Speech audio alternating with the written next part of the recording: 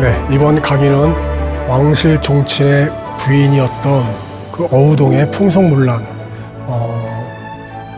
여러분들이 그 어우동은 많이들 들어보셨을 겁니다.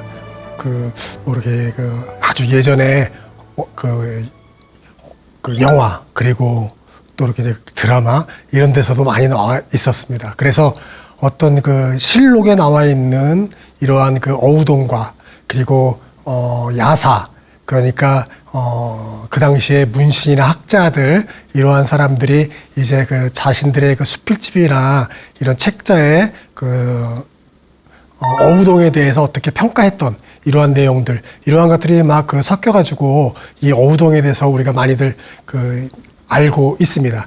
근데 이제 그 실록에 조금 맞춰가지고 그 실록에 나와 있었던 어우동에 대해서 좀 오늘 이야기를 해보도록 하겠습니다. 이 어우동은 일반 양반가나 이런 양인 또는 기생 이렇게도 알고 있을 수 있는데 사실은 그렇지 않습니다. 이 어우동은 왕실 종친의 부인이었습니다. 그러니까 다른 말로 하면은 왕실 종친의 며느리였던 것이었죠. 이러한 바로 인물이 어우동이었는데, 이 어우동이 얼마나 심한 이런 유교국가에서 일어날 수 없는 사대부 집안에서 정말 부끄러워서 말도 못할 정도의 풍기문란이었던 이러한 이 사건을 일으켰던 사람이 어우동이었습니다. 그래서 이 어우동이 어떤 인물이었고 또 어떻게 되었는지에 대해서 우리가 좀 상세하게 좀 아는 시간을 갖겠습니다. 성종실록에 나와 있는 이 기록입니다. 그러니까 1476년 성종 7년 때 이제 올라왔던 이런 글인데요. 이제 종부시에서 아뢰기를 태강수 이동이 여기 연경비를 매우 사랑하여 그 안에 박씨를 버렸습니다. 라고 써 있습니다. 그러니까 종부시라고 하면은 이 종친들을 이제 관리 감독하거나 그리고 또 이 왕실의 족보를 이제는 이 관리하고 이러한 관할이라고 생각하시면 됩니다. 즉 어떤 왕실에 있는 이러한 이 친인척들이 이 부정부패에 휘말려 가지고 혹시나 나쁜 짓을 하지 않나 이런 것을 이렇게 이제 감찰한다라고 생각하시면 됩니다. 이렇게 이제 종부시에는 그러한 이제 관아인데 바로 여기에서 이제 바로 자기네 왕실에서 종친에서 발생됐던 이러한 부도덕한 사건이기 때문에 이제 성종에게 알리는 거죠. 그래서 이동이 첩에게 빠져가지고 이 박씨를 부인을 버렸다라는 이제 이야기인 것이죠. 그래서 대저 종친으로서 첩을 사랑하다가 아내의 허물을 들추어 제멋대로 버려서 이별하는데 하면서 이제 사설이 있고요. 그 다음에 이제 그러함으로 이 잘못됐으니까 박씨와 다시 결합하게 하고 동의 죄는 성상께서 재결하소서 죄에 맞게 맞추어서 형벌을 결정하소서라고 이제 한 이야기죠. 그러니까 성종이 그대로 따르고 동의 고신을 거두게 하였다. 관직의 임명장을 거둬들였다는 것입니다. 그러니까 바로 이동이 바로 어우동의 남편이었습니다. 그러니까 왕실 집안의 며느리였던 것이었죠. 이렇게 어우동을 버렸기 때문에 이제 이 종부시에서 바로 세족에 말해서 다시 재결합하게 해달라라고 하는 내용이 이렇게 실록에 나와 있던 것입니다. 자, 그러면 이 어우동이 이렇게 태강수 이동에게 시집을 갔다는 것은 어우동의 집안도 만만치 않았다는 것이었죠. 이 태강수 이동은 누구냐면 바로 효령대군의 손자입니다. 효령대군은 또 누구냐면은 바로 태종의 둘째 아들이죠. 그리고 태종의 세 번째 아들이 바로 충녕대군 세종이지 않습니까? 그러니까 이 성종과 성종과 태강수 이동은 거의 한 7촌 정도 되나요? 이렇게 되는 것 같습니다. 그래서, 아주 상당히 이 왕실의 지금의 현 성종과도 아주 되게 가까운 이러한 집안이었었습니다. 바로 그런 효롱대군의 손자인 태강수 이동에게 시집간 사람이 바로 이 어우동이었고요. 이 어우동의 아버지는 지승문원사, 즉 종한 상품 되는 관직에 있던 아버지였습니다. 그리고 바로 이렇게 상당히 막강한 이러한 가문의 배경을 갖고 있던 사람이 어우동이었습니다.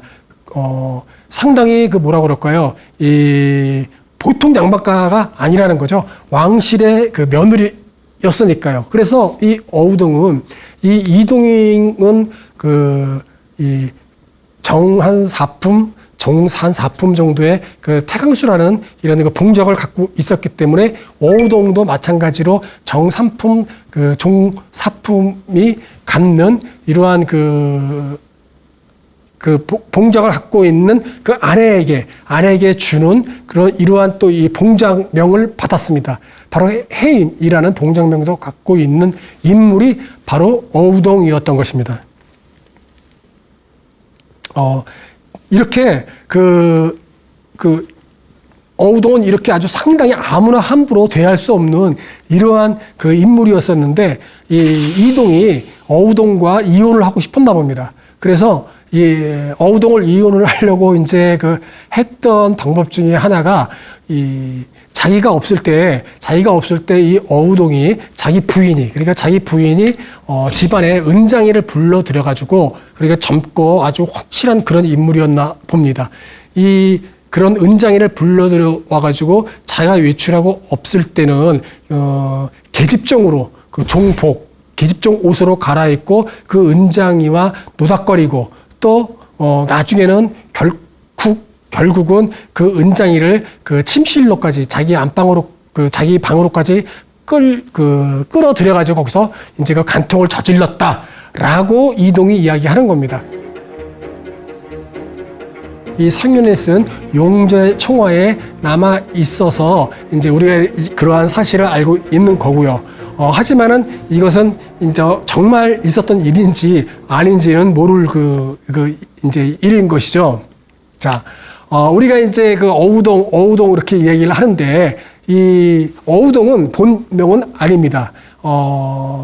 이 어우동의 본명에 대해서 나와 있는 것이 연산군 일기에 이제 나와 있습니다. 연산군 일기에 이제 구마가 뭐라고 예전에 성종 때 있었던 이러한 일에 대해서 이야기하면서 이제 박구마라고 얘기를 합니다. 그래서 이제 박구마로 이제 추측을 하고 있고요.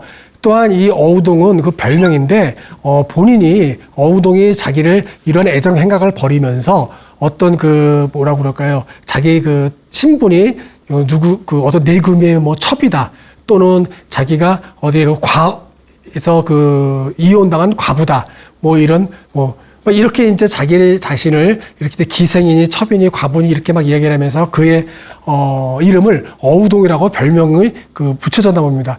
본인이 만들었는지 누가 이렇게 이제 만들었는지 모르겠지만은 별명이 어우동이었고요. 이 어우동의 뜻은 함께 어울려서 통한다, 또 어울려서 함께 지낸다, 또 함께 어울린다, 이런 의미를 갖고 있었다고 해요. 그래서 이 성종 때는 이 어우동을 표기할 때는 어을우동이라고도 표기를 했습니다. 그래서 우리가 어울우동이라고도 이렇게 알고 있죠. 그래서 이 어우동은 성악을 맡고 이 몸종과 함께 따로 살았다고 합니다. 이렇게 몸종과 따로 함께 살면서 이렇게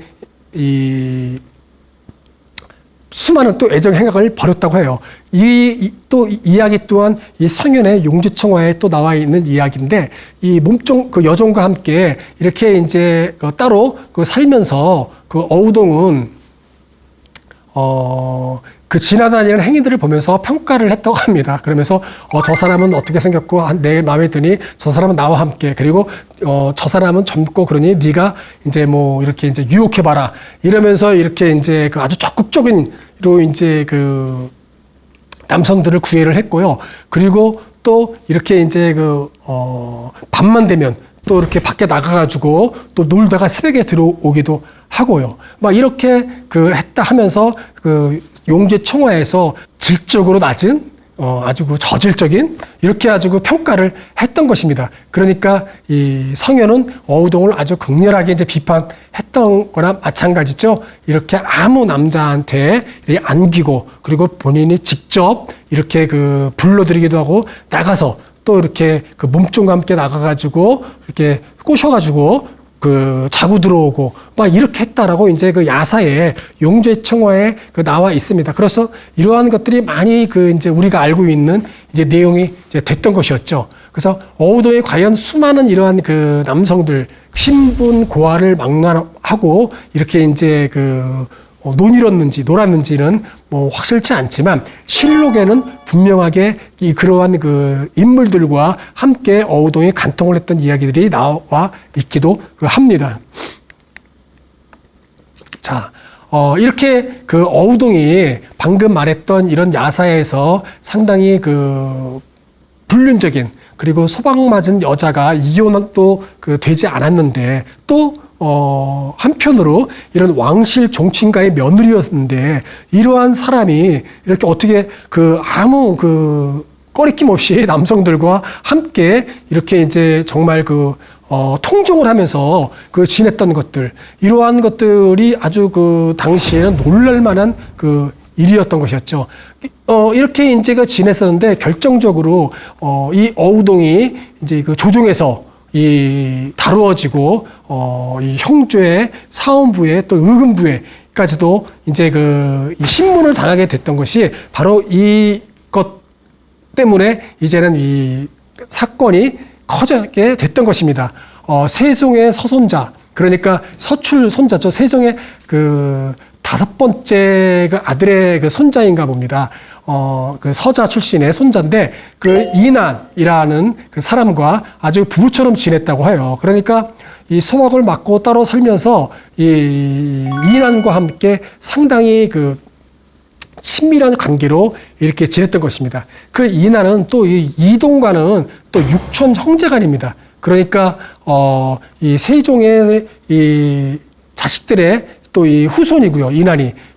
그리고 또 이동은 또 이 태종의 그 효룡대군, 그러니까 세종의 그 바로 작은 형, 그 형의 그 후손의 이제 그 자식인 거죠. 그 손자인 거죠. 그러니까 그 아주 그 당시 지금이야 육촌 형제간이면 조금 거리가 있지만은 그 당시에 육촌이면 상당히 그 가까운 이러한 그 형제지간이었던 것이었죠. 근데 바로 그런 육촌 형제지간에서 이러한 그 근친적인 이런 간통을 저질렀던 것입니다. 그러니까 이것은 이 왕실에서 가만히 그 두고 볼 수 없던 것이었고, 이 사헌부에서도, 이것을 갖고서 그 상당히 많이 이렇게 이제 성종에게 이 극형을 쳐야 된다라고 이제 막 그 상소도 올리고 막 이제 그 아뢰었던 것이었죠. 그러니까 이것은 더 이상 성종도 가만히 있을 수가 없는 일까지 그 저질러지게 됐던 것입니다. 결국은 이제 이 사건이 사헌부에서 이 성종에게 이제 알려지게 되고 이제 그 올라가니까 이 성종이 이제 그 이난이 그 이동이 벌인 아내와 간통했으니 국문에서 아래라라고 이제 명하게 되는 것이죠. 그래서 이제는 그 의금부에서 이것을 이제 조사하게 됐던 것입니다.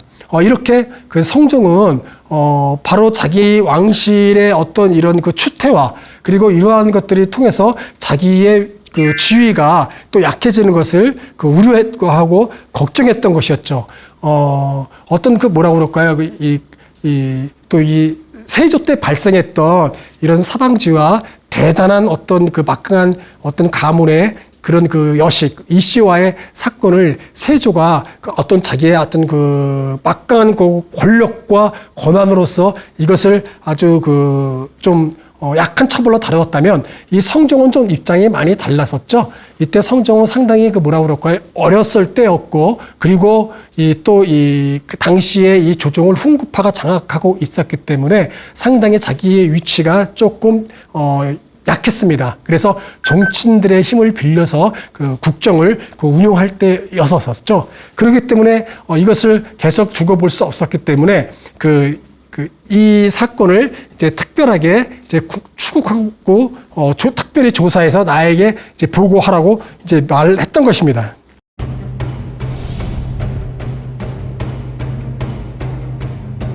이렇게 이제 그 사건이 바로 너무너무 그 큰 사건으로 이제 커지게 되니까, 그리고 이것들이 이제 보고가 돼서 확실한 이제 사실로 이제 밝혀지게 됐던 것이었죠. 그러니까 그때 당시에 이제 성종은 훈구파를 견제하고자 이 사람들을 많이 이제 대거 등용을 했습니다. 그래서 훈구 대신과 사람 대신이 이제 조정에서 이제 같이 함께 국사를 운영하게 됐었는데, 이때 이 사림들은 상당히 이거에 대해서 극렬하게 노발하면서 이렇게 어우동을 극형에 처해야 된다고 이제는 이제 주장하게 됩니다. 이 사림은 뭐라고 그럴까요? 이 유교의 종법을 지키고, 그리고 조선이란 나라가 유교에 대한 질서를 수호하는 이러한 것을 아주 상당히 강력하게 주장했던 이 파들이 이제 살인파죠. 그래서 이 살인들은 바로 이 유교의 어떤 사회 질서를 어지럽히는, 그리고 특히 이 왕실가의 이러한 이 부인이 이런 것을 저질렀다는 것은 도저히 용서할 수 없다 하면서 극형을 주장합니다.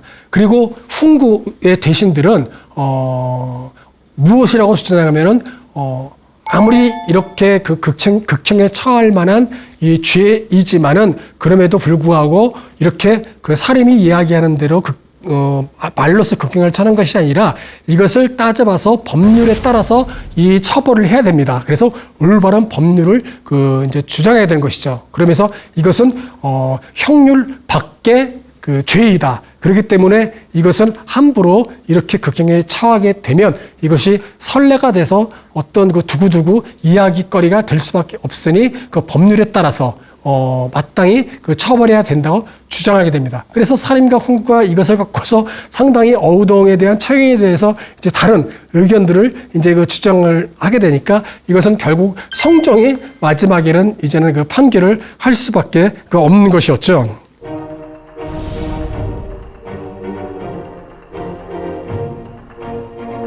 이 사건은 사실은 이 어우동이라는 상당한 이런 집안과 또 이렇게 이제 시집간 바로 이 집안과 이렇게 아주 엄청난 배경을 갖고 있는 이 어우동이었고요. 또 한편으로는 이러한 남편들도 바로 왕실가의 후손이었기 때문에 함부로 다룰 수 없는 이러한 이 사건이었습니다. 하지만 일반적인 어떤 사건과 마찬가지였죠. 왜냐하면 이것은 조선시대 때 말하는 이런 그냥 간통죄입니다. 그러니까 어떤 유부녀가 어떤 노비나 또는 어떤 다른 사대부의 남자나 이렇게 이제 저질러진 간통죄인 것이죠. 그래서 그런 간통죄에 따라서 이제 처벌을 해야 되는데 바로 이 살림이 강력하게 주장하고, 그리고 또 이 성종이 자기의 그때 당시에 이 국정을 논의하는 이러한 위치에서 좀 약한 위치에 있었기 때문에, 즉 어떤 이 살인의 또 이 어떤 주장을 받아들여서 훈구파를 조금 견제하려는 이러한 뜻도 좀 있었던 것 같습니다. 그래서 성종은 이제 강상죄로 교수형을 처결해야 됩니다. 그러니까 강상죄라는 건 뭐냐면 우리가 이 인간으로서 지켜야 할 도리, 이러한 것들을 저지른 죄는 극형에 처하는 것이었죠.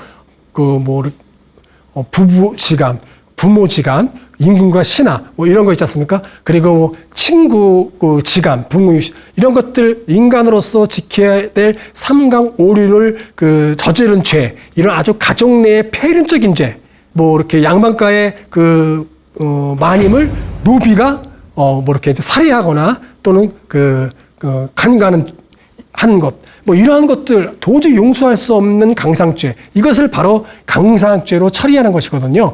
그래서 어우동을 간통죄가 아닌 이러한 강상죄로 이제 교수형으로서 어우동을 이제 처결하게 됩니다. 그래서 결국 어우동은 그 군기감 앞에서 목매달아 죽게 되는 것이죠. 그러니까 그때 당시에 이 어우동은 그 뭐라고 그럴까요? 어쩌면 그 당시 유교 국가에서 이 하나의 이 희생양이기도 했습니다. 왜 그러냐면은 좀 전에도 이야기 했었던 것처럼 이 성종은 상당히 그 열악한 기반을 갖고 있었습니다. 왜냐면은 이 성종이 왕이 됐을 때 그 위로는 그 대비가 그 이제 3명이나 있었습니다. 그러니까 이 세조의 비도 그 살아계셨었고요. 그 다음에 그 전 왕이었던 예종의 비도 있었고요. 또 자기의 생모도 그 소양호도 있었습니다. 그러니까 이 대비들이 이렇게 3분이나 있었기 때문에 상당히 자기가 그 약한 이러한 왕이었고요. 그리고 이 세조의 비였던 정의왕후가 수렴청정을 했던 것입니다. 그래서 그 성종이 20살 때 돼서야 이제는 수렴청정을 그 세조의 비 정의왕후가 거두고 이제는 그 친제를 하게 됐던 것이었죠. 그렇게 친제를 하게 됐을 때 그 자기의 그 종친인 이러한 곳에서 이렇게 이제 자기의 두 종친이 이게 어우동이라는 한 여자를 두고서 서로 결국은 간통을 하게 된 거고, 또 그 어우동은 자기가 비록 소방을 맞은 여자이지만은 정절을 지켜야 됨에도 불구하고 많은 남성들과 놀아났던 것이었던 거죠. 그래서 왕실이 아주 아주 낭떠러지로 그냥 실추가 됐던 것이었고요. 그렇기 때문에 자기의 왕실이 어떤 그러한 것을 갖다가 다시 바로잡고, 또 조선에 있는 백성들에게도 이러한 그 간통이나 또는 이 강상죄에 어긋나는 일들이 일어나지 않도록 풍속 교화를 하려고 노력을 했던 왕이 이제 성종이었습니다. 그래서 어우동이 이러한 큰 그 종친 간의 간통들이 이루어지기 전에 이미 전에 제가 보여드렸던 실록에서도 그 이동이 어우동을 소방 맞아서 다시 그 재결합을 시키려고 했던 것들이 그 실록이 아까 보이지 않았었습니까? 하지만은 성종이 그때 다시 합치라고 했지만은 이동이 말을 듣지 않고 유해묘와 또 넘어갔던 것입니다. 합치지도 않고. 그래서 혼자 있게 된 것이었고, 어우동은 이렇게 자기가 이 수많은 사람들을 과 함께 이렇게 이제 놀아나게 됐던 것이었죠. 그래서 그때 그 놀아났을 때 그 대상자들이 종친서부터 이렇게 뭐 그 무관들, 그리고 이렇게 이제 노비까지도 있었습니다. 그때 당시에 어느 정도의 어우동을 많은 남성들이 탐을 냈냐면은 그 기록에 의하면은 방금 제가 얘기했던 이동이나 이난 이외에 또 많은 이런 왕실의 종친들이 효령대군의 어떤 또 이 자식의 또 사위였던 사람, 또 그리고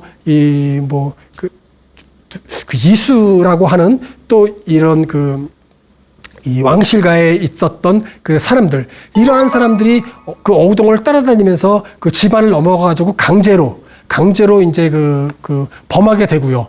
또 이 왕실가의 종친들이 이 소문을 듣고 또 어우동을 이제 다른 곳에서 이러한 경절하고 이런 관아 같은 이러한 곳에서도 범하게 되고요. 막 이렇게 이제 종친들 뿐만 아니라 이렇게 내관,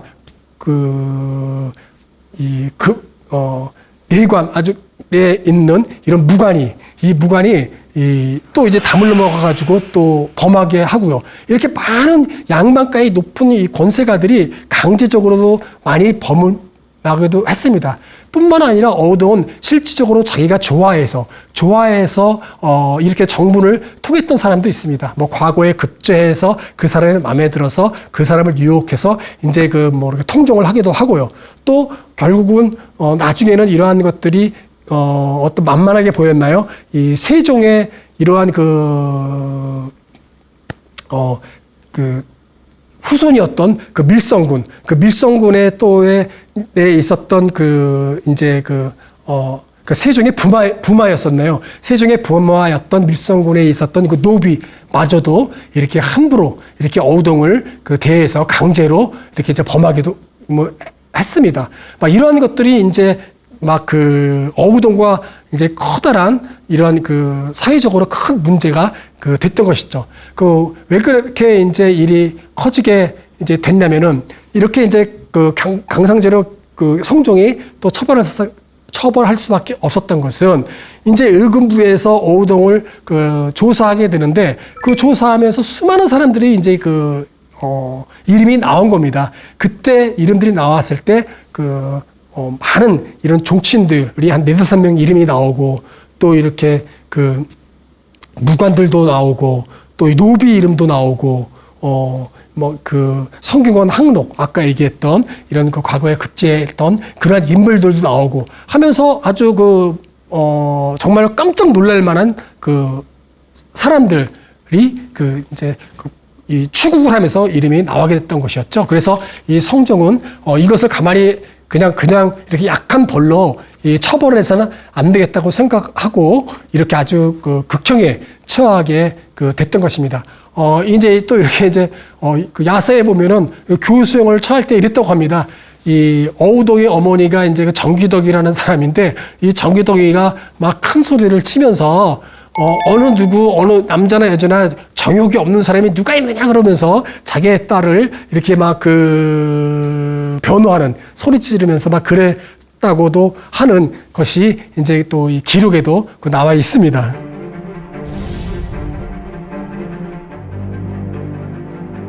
어우동은 자신이 함께 지냈던 이런 그 남자들을 이렇게 문신으로 자기 이름을 그 남자들의 그 팔뚝이나 등에 이렇게 또 새겼다고 합니다. 그래서 그것을 또 즐겼다고 하네요. 그렇게 하는 것을. 그러니까 많은 사람들이 걸리게 됐던 것이었고요. 또 그렇게 많은 사람이 걸렸지만 조선시대에서 간통은 현장을 잡아야 됩니다. 또는 현장에 그 증언이 있어야 돼요. 그런데 이제 그런 것 없이 이렇게 이제 하다 보니까 현장에서 발각되지 않았다. 또 증언 이런 것들이 없었기 때문에 많은 사람들이 이렇게 이제 처벌받지 않고 풀려났고요. 그 어우동은 이제 그 교수형에 처해져서 이제 마지막을 그렇게 비참하게 이제 끝났고요. 그와 관련된 사람들은 그것보다는 가벼운 처벌, 이렇게 파직이 되거나 그리고 또는 곤장, 태형 이런 것을 맞고 이제 끝나게 됐었습니다. 그런데 이렇게 어우동에 채용된 이후에 그의 어우동 집안에 가져오긴 또 아주 비참한 어떤 결말을 맞습니다. 그러니까 어우동의 그 아버지는 박윤창이라고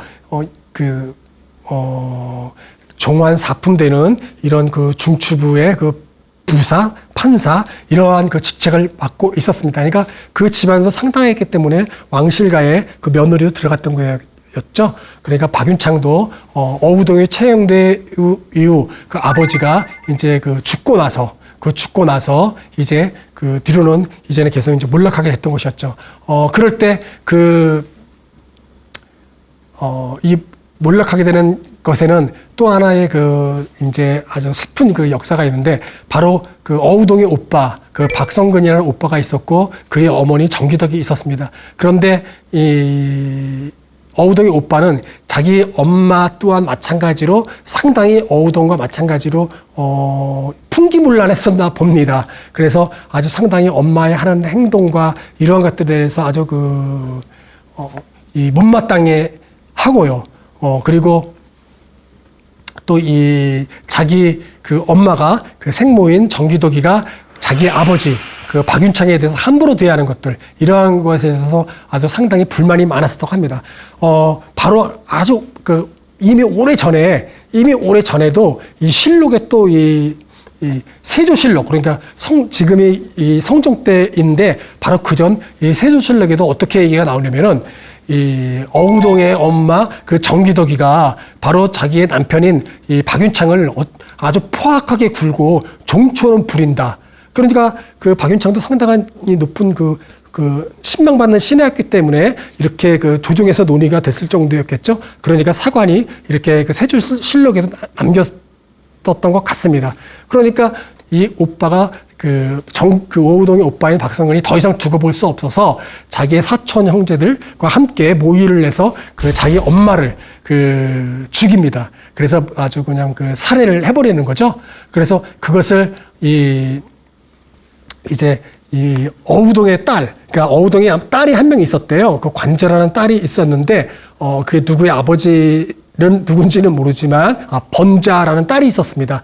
이 번자는 그래서 이것을, 누가 죽였는지를 알고서 그 포도청에 이제 고소를 했고요. 그러니까 이 포도청에서 이제 그 고발을 했기 때문에 조사에 들어가서 바로 이 어우동의 오빠인 박상근을 잡아다가 국문을 이제 하는 와중에 강상죄로 이 어우동의 오빠를 처벌을 하기로 했는데 이 옥사에서 이제 죽게 됩니다. 이렇게 옥사에서 죽게 돼서 이 오빠는 이제 죽고 이 어우동의 생모는 자기 아들의 손에서 죽게 되는 거고, 어우동도 이제 교수형에 차게 된 거죠.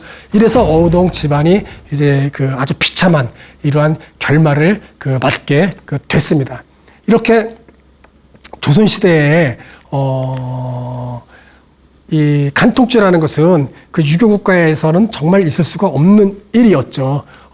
아까 전에도 이야기했지만은 이러한 것들이 심심치 않게 가끔 이렇게 발생됐기 때문에 이 성종 같은 경우는 이거에 대해서 아주 단호했고요. 그리고 성종 때 바로 경국대전이 완성되지 않습니까? 그 경국대전은 조선을 지키는 조선의 법이잖아요. 그것을 바로 성종 때 이것을 이제 완성을 이제 했고, 이미 경국대전이 완성되기 전부터 이 법전을 만들기 위해서 얼마나 많은 논의와 이러한 또 다른 대명률이나 또 수많은 법전들을 이렇게 이제 조사를 했겠습니까? 그 많은 자료들을 다 이제 맞추어서 경국대전을 완성하게 됐던 것이었죠. 그래서 특히 그때 당시에 이 성종은 이러한 사건을 대하는 데 있어서 아주 엄격했었던 것이었습니다. 특히 또 성종의 가족사가 커다란 역할을 했습니다. 그 이유는 바로 이 어우동이 처형됐을 때, 1480년이었었는데 10월 달에 어우동이 이제 교수형을 당했는데 바로 그 전년 1479년에 어떤 일이 있었냐면은 성종의 비였던 윤씨가 폐비당합니다. 그러니까 이 성종과 그의 부인이었던 윤씨가 얼마나 사이가 안 좋았으면 바로 이제 친가로 쫓겨난 것이죠. 폐비가 됐던 것이었죠. 그가 얼마나 부녀자의 어떤 도리 이러한 것들로 상당히 신경이 왕실에서도 날카로워져 있었을 때였습니다. 성종의 세 대비가 있었다고 그랬죠. 그러니 세 대비와 성종의 비였던 윤씨에 얼마나 또 사이가 안 좋았겠습니까? 그 비가 상당히 뭐라 그럴까요? 이 성종을 함부로 대했지 않습니까? 이제 그렇게 해서 결국 뭐 손톱 자국도 내고 막 이랬다는 얘기가 있지 않습니까? 그래서 이제 폐비로 쫓겨났습니다. 그러니까 1479년에 그런 일이 있었고 1480년도에 어우동이 처형되었던 것이었습니다. 그러니까 어우동 사건이 1480년도에 아주 커졌고 그래서 결국은 성종의 입장에서는 그를 극형에 처할 수밖에 없었던 것이었죠. 그리고 또한 2년 뒤에인가요? 2년 뒤에 이제 폐비 윤 씨에게 사약을 내려서 윤 씨를 죽이는 거죠. 바로 그럴 때의 어우동 사건이 그 와중에 그 중간에 끼어 있었던 것입니다. 그러니까 어우동 이 사건은 바로 성종의 어떤 그런 왕실의 이런 폐비 윤 씨와 있었던 일들이 아주 큰 어떤 목도하지 않았나라고 또 이제 많은 학자들이 이야기를 하고 있습니다. 자, 이렇게 이 어우동은 뭐라 그럴까요? 저렇게 살지 않아서 목숨을 간직하고 이렇게 살 수 있음에도 불구하고 아주 극형에 처할 것을 뻔히 알면서도 자기가 하고 싶은 대로 좀 더 이렇게 좀 높게 평가하자면 각성했다고 이야기할 수 있을까요? 특히 그 여성으로서 조선에 태어나서 억눌려 있는 삶을 사느니 내가 나중에 극형에 처하더라도 내가 하고 싶은 대로 편안하고 내 마음대로 자유롭게 살겠다라고는 하지 않았을까라고 또 우리가 생각해 볼 수 있는 인물이기도 합니다. 이렇게 이 성종은 그 어우동을 이렇게 이제 처형하고 나서 이 제가녀 자선 군고법이라는 걸 만듭니다. 어우동 때부터 계속해서 이게 논의가 됐었지만은 이제는 정절을 법제화합니다. 그러니까 결혼을 해서 이렇게 그 부인이 됐으면 정절을 지켜야 되는데 만일 이혼을 하게 되거나 또는 소박을 하게 되나 그러면 재가를 하지 못한다. 그러니까 두 번 결혼을 하지 못한다. 그 재가를 하는 것도 정절을 지키지 않은 거다라고 이제 성종은 이제 그 법제화하는 겁니다. 그래서 그 성종 이후로 이제 이혼이라는 것은 거의 불가능하게 이제 되는 것이었고요. 그리고 또 이혼을 만약에 했더라도 정절을 지켜야 됐습니다. 그것을 이제 수절이라고 하는 거죠. 또는 사별해서 이제 그 남편이 죽고 이제 자기가 혼자 살게 되면은 이제는 그 더욱더 자기가 이 정절을 지켜야 됐던 것이었습니다. 그래서 혹은 또는 이 남편을 따라서 이제 자결하기도 했던 것이었죠. 그래서 그러한 과부들에게 연료문을 세워주는 것이 이제 바로 성종 때부터 이렇게 아주 그 정절을 강조하게 되었던 때가 바로 또 성종 때에 있던 것이었죠. 제가의 자선 군부법이란 뭐냐면 제가에서 낳은 그 자식들, 제가녀 자손들은 금고, 그러니까 관직에 등용하지 않는다라는 겁니다.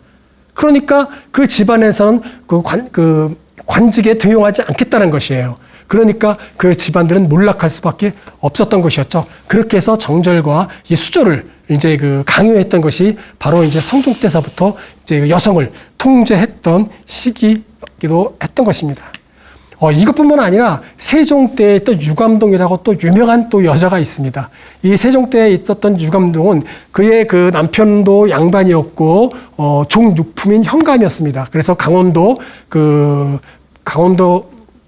있는 이러한 그 현감이었었는데 그 평강 현감이었나 아마 그랬을 겁니다. 그런데 이 남편이 이제 그 무안으로 군수 가면서 유감동도 같이 따라갔었죠. 그런데 유감동이 병을 핑계 삼아서 이제 한양으로 혼자 올라오게 되면서 방종한 생활을 했다고 해요.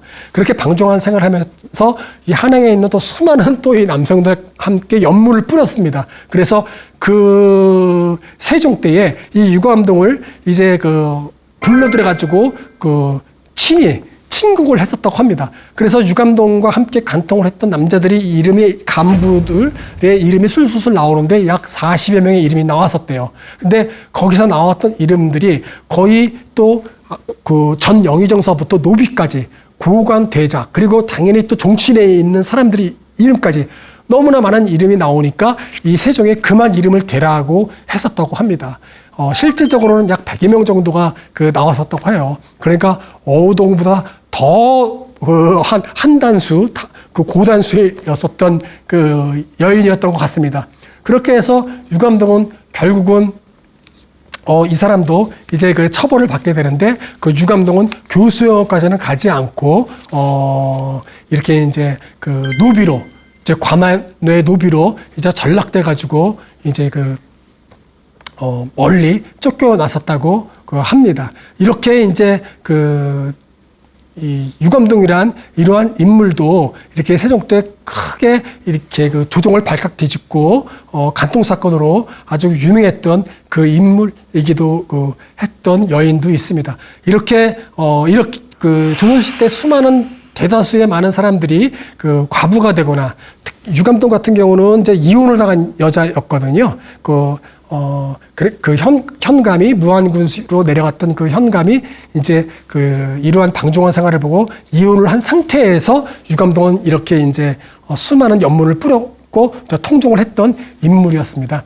그러니까 어우동하고는 좀 다르죠. 어우동은 소방 맞은 여인이었기 때문에 이렇게 조선시대에서 양반가의 부인으로서 자식들과 함께 안정된 삶으로 편안하게 살 수도 있었지만 이렇게 자기가 본능에 여성의 본능에 따라 살면서 자유롭게 살고자 했던 이러한 여인들은 비참한 이 만료를 겪게 됐던 것이 바로 또 조선시대였고, 이런 성종 때, 그리고 세종 때, 이런 여인들이,